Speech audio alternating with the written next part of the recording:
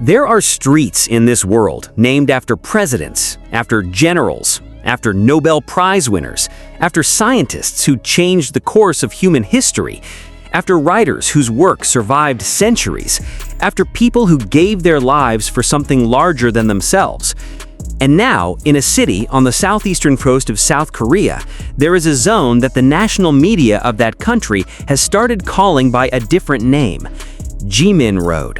Not a petition, not a fan campaign that was rejected and later reconsidered, not a pop-up installation that lasted a weekend, a name that appeared in news articles published by mainstream Korean media outlets, not entertainment blogs, not K-pop outlets, but national media, describing a real section of a real city that had been transformed in a specific and documented way, in connection with a specific and documented person. The last time something like this happened in Korean cultural history, it was not for a musician. What does it actually mean that it happened for Jimin? And why does it matter more than most people have had time to fully process? Stay until the end, because the historical context for this is something that most coverage has entirely skipped over, and it changes everything about how you understand what Jimin Road actually represents. This channel is for the fans who want to understand the full weight of what is happening around Jimin. Not just the numbers, not just the headlines, but the actual significance of what the numbers and headlines are pointing toward. If you have ever tried to explain to someone outside the fandom why Jimin is different from every other K-pop artist currently operating at this level, the story in this video is one of the clearest pieces of evidence you will ever have for that conversation. June 11th through 14th, 2026, Busan, South Korea.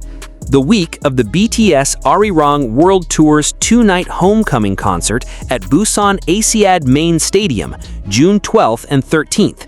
The same venue where BTS last performed as a complete group in October 2022, before mandatory military service separated all 7 members from the stage for over 3 years.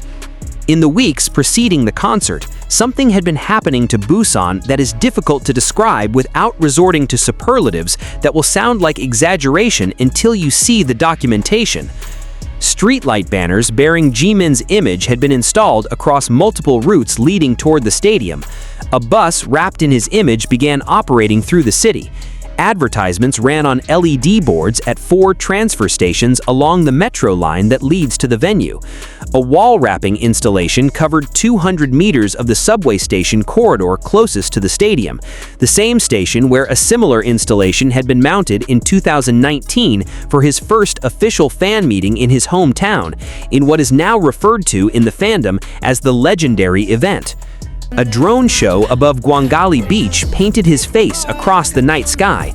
And then, in the reporting on all of this, Korean national media began using a phrase that had originated with fans, but had not previously appeared in mainstream journalism: Jimin Road. Not in quotation marks, the way media outlets signal that they are borrowing slang from a subculture while maintaining editorial distance from it. Straight, as a description, as though it were a factual designation for a real place.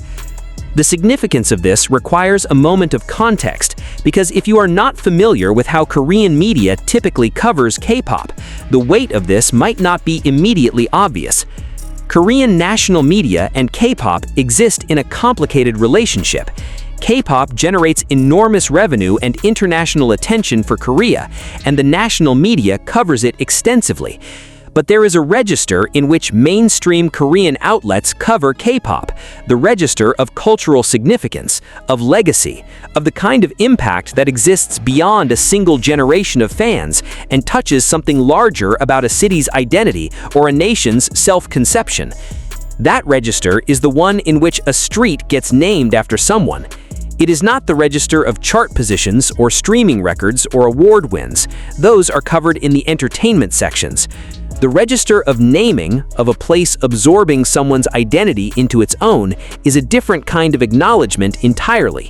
And when Star News Korea confirmed that mainstream media had adopted the term Jimin Road in their reporting on the Busan Concert Week, what they were confirming was that Jimin's presence in Busan had crossed from the entertainment register into that other one.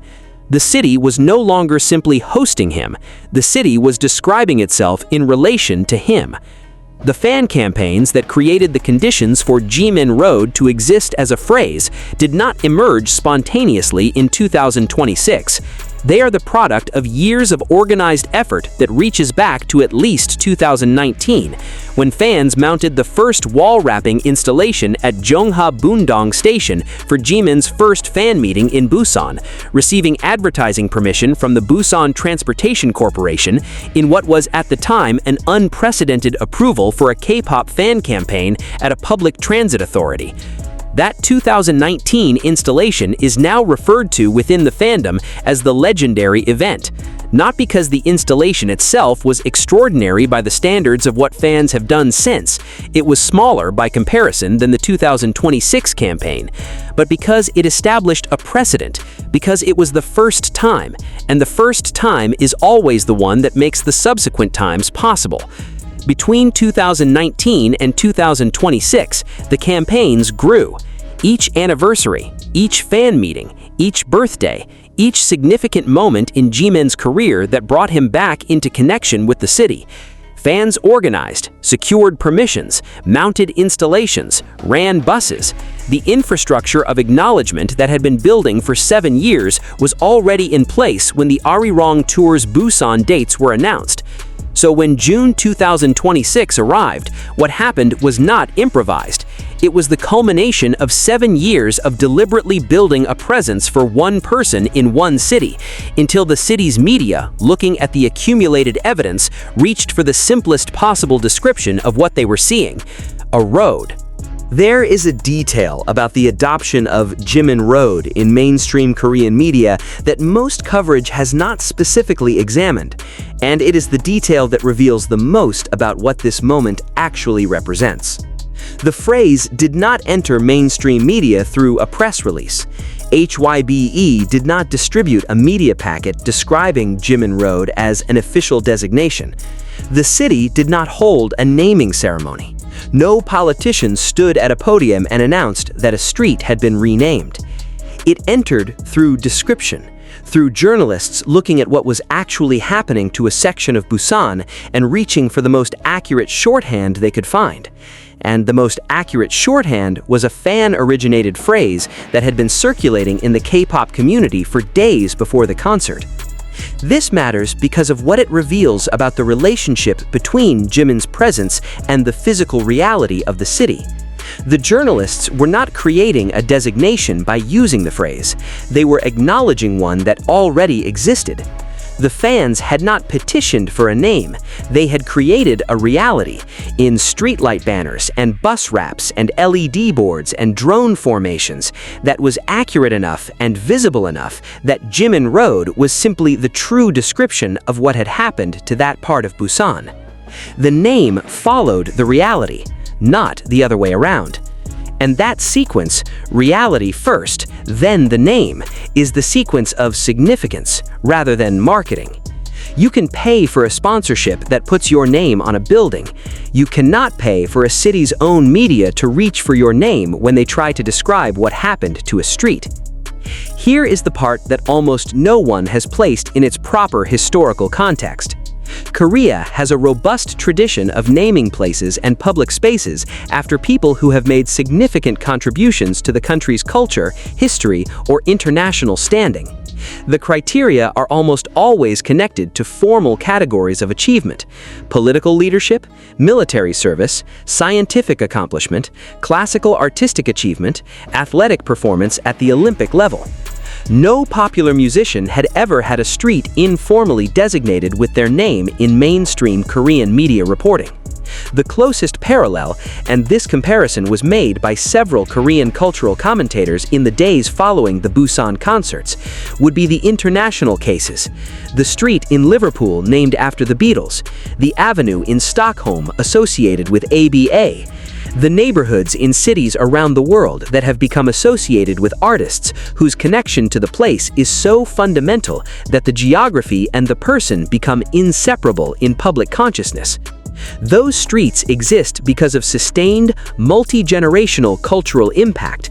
Because the artists in question became so identified with a specific place that the place itself could not be thought of without them.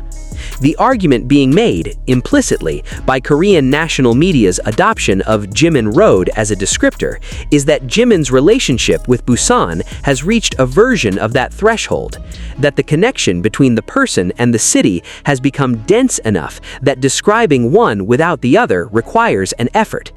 Whether that is permanent, whether Jimin Road will still be a phrase that people use in Busan 5 years from now, is a question nobody can answer yet. What is documentable is that in June 2026, in the week of the Busan concerts, it was the phrase that national media reached for. When Jimin stood on the stage of Busan Asiad Main Stadium on June 13th, the debut anniversary date, the most emotionally weighted night of the entire homecoming, and said, "I'm so happy to be in my hometown on such a meaningful day, singing and dancing with all of you," he was speaking from a city that had in the previous 2 weeks oriented itself around him in a way that no city had ever oriented itself around a K-pop artist. Not because HYBE organized it, not because a government program funded it, because 7 years of sustained, organized, intentional work by a global fandom had built a physical reality in Busan that the city's own media eventually named. And Jimin, standing on that stage, was almost certainly unaware of the specific significance of the phrase Jimin Road in the context of Korean cultural history. He does not process his impact through the lens of precedent. He processes it through the lens of the people in front of him and the city around him, and the song he is about to sing that uses the dialect he grew up speaking. But the significance exists regardless of whether he named it. The precedent was set regardless of whether he knew it was a precedent.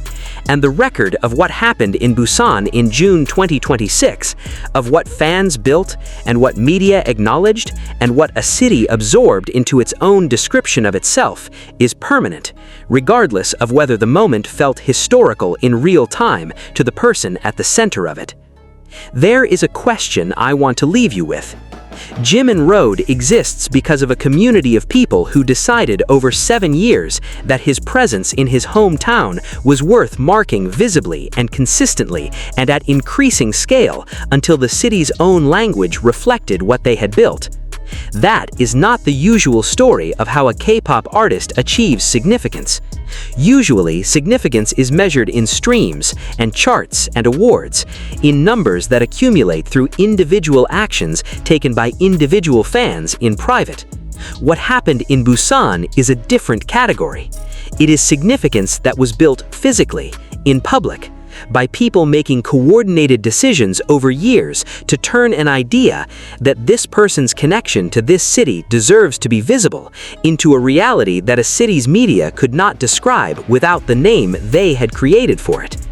Do you think there is another K-pop artist for whom something like this is possible? And if your answer is yes, what would it take? What is the ingredient that makes the difference between an artist whose fans support them enthusiastically and an artist whose fans build something that rewrites the description of a city? Because I think the answer to that question reveals something important about what Jimin is, beyond the industry categories that have been built to account for success like his. Write what you think in the comments. This is the kind of question that the people who have been paying attention the longest will have the most interesting answers to. Until the next one, take care of yourselves, and as always, purple you.